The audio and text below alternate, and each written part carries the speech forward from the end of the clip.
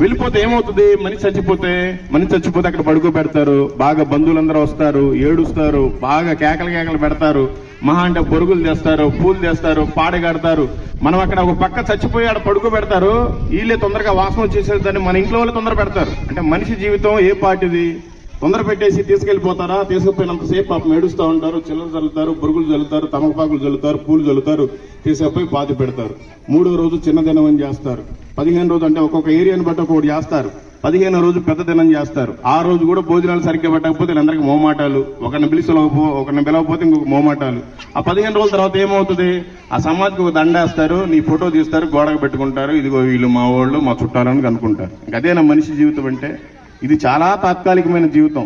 కొంతమంది 20 సంవత్సరాలకే చచ్చిపోతారు, కొంతమంది 30కే చచ్చిపోతారు, కొంతమంది 50-60కే చచ్చిపోతారు. కానీ మనం ఇక్కడ చచ్చిపోతే అక్కడ కన్ను తెరుస్తాం, ఇక్కడ కన్ను మూస్తే అక్కడ తెరుస్తాం. ఇక్కడ ఏమి లేదు, తాత్కాలిక